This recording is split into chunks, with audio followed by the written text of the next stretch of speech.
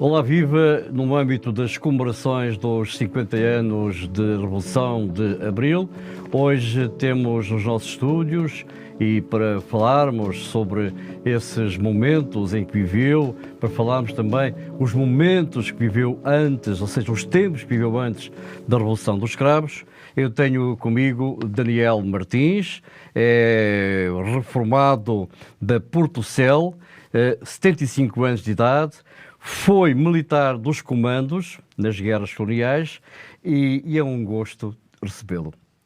Daniel, boa tarde. Boa tarde, Zé. Obrigado. Muito obrigado por estar aqui nesta breve conversa que vamos ter sobre estes tempos em que se viveram antes do 25 de Abril e pós-25 de Abril. Vamos começar pelo antes, Daniel. Como é que os viveu? Antes do 25 de Abril, mais do que eu próprio, sentia que o país era um país amordaçado, um país triste, era um país que proliferava a técnica do lápis azul, era um país, portanto, em que do pé descalço. Eu comecei a dar os primeiros pontapés na bola descalço, numa bola feita de trapos que se metiam dentro de uma meia e transformava-se aquilo o mais possível próximo de uma bola. Portanto, eram assim os tempos. Em termos de liberdade, era nula. Portanto, o delito de opinião significava prisão. Não havia liberdade de expressão absolutamente nenhuma. E os tempos eram tristes. Portanto, na minha aldeia, e eu estive lá até sensivelmente aos 8 anos. A sua aldeia que era São Martinho, era do Conselho do Fundão? São Martinho, Conselho do Fundão. Água zero. Uma fontezinha lá para servir o povo todo. Lá longe, à fora da povoação. Energia elétrica, zero. Saneamento básico, nada. Portanto, era assim que nós vivíamos e era um pouco trágico. Para dar um exemplo também, a distância, ou a estrada, uma estrada nacional principal, digamos assim, entre Castelo Branco e o Fundão, passando pelo Orvalho, só tinha Alcatrão. Daqui até Orvalho não era em todo lado, mas do Orvalho para o Fundão só havia Alcatrão a partir de Silvares. E porque isto tinha as minas da Panasqueira. Portanto, do Orvalho até a Silvares, cerca de metade do trajeto, era terra batida. Isso significa um pouco o que eram os tempos de antes do 25 de Abril. Tempos difíceis, Daniel. Tempos difíceis. Mas, sobretudo, o problema de liberdade era o problema que mais marcava também. Liberdade zero, um país analfabeto. Quanto mais analfabeto, mais obediente, mais fácil era, portanto, levar aqui as pessoas para poderem se expressar, como dizia o António Cabral. É um país feliz, mata-se palmas a qualquer presidente. Então veio o presidente e batemos palmas. Questioná-lo, nem pensar. Era assim. Era assim que funcionava. Daí que a Revolução do 25 de Abril fosse necessária e também urgente naquela altura.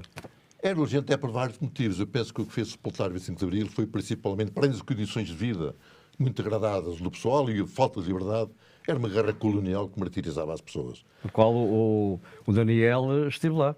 Eu estive porque não tive coragem, nem tinha consciência política na altura para dar o salto. E foi fácil, fui na onda. Mas nesta onda, enfim, ainda hoje me dói a alma quando penso nos camaradas que morreram lá. Alguns amigos que morreram lá, e ainda aqueles que vieram não mortos, mas perto disso. Portanto, Portugal era o único país da Europa, penso eu, que não tinha as colónias em África. A França, a Bélgica, por exemplo, negociaram a transição das suas colónias de uma forma tranquila, ficando lá com alguns bens, porque negociaram tranquilamente. Nós não. Achávamos que, enfim, devíamos estar Angola é nossa, e portanto, entretanto, mandávamos para longe. Havia esse slogan, não é? Angola é nossa. Era o slogan da altura, Angola é nossa. Entretanto, nós, os jovens, não tínhamos nada a ver com aquela guerra, íamos para lá, fincar para canhão, enfim, sonhando que pudéssemos regressar com saúde física e mental. Portanto, tempos difíceis, não há dúvida. Daniel, Difíceis. como é que viveu esse dia da liberdade? Esse dia 25 de Abril? Para mim foi um dia... Como é que soube? Ao acordar foi quase um dia normal. Liguei a rádio, que me ligava sempre de manhã, e, portanto, estava em casa cerca de uma hora antes de ir para o trabalho, e apercebi-me de que, de facto, as notícias ou a música não era o habitual. E fui para a fábrica, apreensivo, não direi, talvez satisfeito porque alguma coisa havia de acontecer. E o que quer que fosse, seria certamente melhor do que este tipo, porque havia muito sentido de opressão. Portanto, e como a gente costumava dizer na altura, e mal pago. Trabalhámos muito e mal pagos. Era de sol a sol, não é? De sol a sol. E o fim de semana era o domingo. Era o domingo, o sábado era para trabalhar. Pois, exatamente. O sábado era para trabalhar. E era no mínimo 8 horas por dia. Isto, portanto, isto era mesmo assim. Mas quando havia horário, sabia que havia qualquer coisa no ar. Mas, portanto, fui trabalhar. Portanto, é uma fábrica com muita gente. Éramos muitos. Íamos conversando o que é que andará. O que é que vai acontecer. O que quer que fosse, não nos preocupava. Não nos preocupava. Certamente pior do que estava já não havia de ser, não é? Daniel, desculpa interrompê-lo. Eu penso que naquela altura nem havia sensibilidade, nem havia, talvez as pessoas não compreendessem muito bem o que era um golpe militar. Nem sabiam sequer. Mas nós tínhamos tido a experiência, Pelo embora... menos a maior parte das pessoas. No golpe militar nós tínhamos tido a experiência, embora muito pouco noticiado, Das escolas da Rainha. Dos 16 de março, as escolas da Rainha. Portanto, já não era absolutamente, enfim, novo, portanto, um golpe militar. Nós não sabíamos o que se resultaria ou não e para que lado é que resultaria. Inclusive, podia resultar mais à direita. Como depois houve a intentona, depois mais tarde pelo General Spínola. Mas pronto, quer dizer, o sentimento era de esperança, era de alegria, era de libertação. E não foi por acaso que o povo saiu à rua. Num dia assim. Num dia assim. Daniel, decorridos estes 50 anos, este meio século, sobre esse tal dia assim, não é? Foram alcançadas muitas conquistas, mas ainda há um longo trabalho por fazer. As conquistas foram muitas e irrelevantes. E, portanto, de diversa ordem. Olha, já falámos algumas. O problema de liberdade foi a primeira conquista. A segunda conquista, importante, também acabámos de falar nela, foi acabar com a guerra colonial. Depois houve conquistas económicas. Muitas. Hoje temos muitas autoestradas. Hoje temos uma coisa que, para mim, penso que é essencial, que é o Serviço Nacional de Saúde. Não existia. Quer dizer assim, não existia fácil. Parece que não aconteceu nada. Nós vamos ficarmos a pensar um pouco. Eu hoje estou doente e vou ao hospital, vou ao médico particular. Mas mesmo que vá ao hospital, se não tiver dinheiro, não sou tratado, porque vou pagar os custos ao hospital, porque o Estado funcionava como se fosse uma empresa particular, era necessário pagar tudo, inclusive tínhamos de pagar as licenças para os isqueiros. Havia fiscais nessa altura. Havia fiscais, portanto, exatamente. Portanto, o Serviço Nacional de Saúde foi uma conquista extraordinária. Para mim, penso eu, claro que liberdade, enfim, mas o Serviço Nacional de Saúde foi uma conquista para a vida das pessoas extraordinária. E por isso é que hoje temos que defendê-la, porque penso que é essencial para a vida das pessoas. Não morremos tão novos. Mas o Daniel há pouco falou no aspecto da saúde, no Serviço Nacional de Saúde, foi realmente excepcional a sua criação, mas há muito por fazer ainda no âmbito da saúde. Ainda, mas voltando um pouco àquilo que se conquistou, a outra questão que eu acho que é importante. Porque Portugal orgulhava-se, proclamava isso, ser um país só, orgulhosamente só. E Portugal, com o Vincent Gabriel, pôs-se no mapa, colocou-se no mapa. Isto também é importante que se diga. Nós não existíamos, é quase, não é? Não existíamos. Não, éramos únicos, sozinhos. E nós orgulhávamos disso, não é? Portanto, o nacionalista, orgulhosamente só. Isso era trágico. Era trágico. E o Vincent Gabriel acabou com isso. Tivemos o apoio da generalidade dos países. Passámos um país normal, civilizado, igualitário, um país que vive na Europa como qualquer outro país, um país respeitado. E depois do 25 de Abril. Exatamente. Agora, o que há por fazer? Muito. Muito por fazer. Em algumas áreas. Mas o que me preocupa, sobretudo, é isto. Está um bocado complicado, está difícil, é preocupante. E o que me preocupa, mais do que aquilo que há por fazer, é manter o que está feito. Porque foi feito muito e se nós nos descuidamos, perdemos o que está feito. E que muita gente lutou para que estas conquistas nunca morressem, não é? Claro. Exatamente. Claro. Houve muita democracia não é fácil. Ter conseguido democracia, muita gente foi presa, muita gente morreu para que se conquistasse a democracia.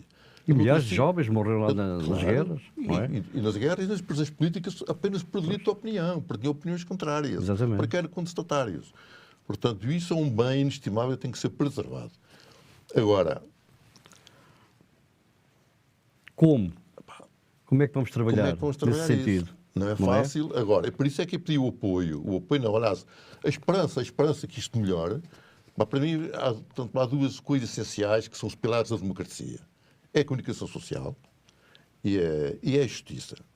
Nós temos que ter uma comunicação social isenta, uma comunicação social que se preocupe em dar notícias e não em comentar as notícias.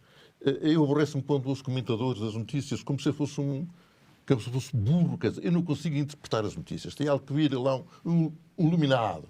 O homem é excelente, pá. Um homem acima dos homens que me venha explicar as notícias. Eu detesto isso. Eu detesto isto. A comunicação social deve dar notícias, trabalhar as notícias, mas não comentar a notícia. Deixa isso para o povo. Que não nos deve, de uma forma, alienar. Não deve promover o grito. Pá. A comunicação social às vezes só se preocupa com os contestatários. Eu posso dar um exemplo muito rápido. Eu estou à espera de ser vacinado com a Covid-19. Houve um problema informático e a lista de espera aumentou. Éramos mais de 100. Entretanto, havia um que já estava farto a estar e borrava. Chegou lá uma televisão, veio entrevistar e sentido que borrava. Foi dar nas notícias que a malta estava a borrar. Mas havia um a borrar e mais de 100. Mas a ideia que passa é que lá borrava-se. Esta crítica à comunicação social é a comunicação social nacional, que estou a falar.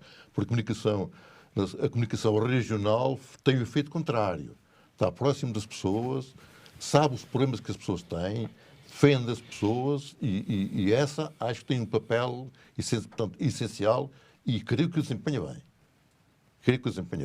A comunicação nacional, sobretudo as televisões, é um desastre. Isto tem que ser melhorado.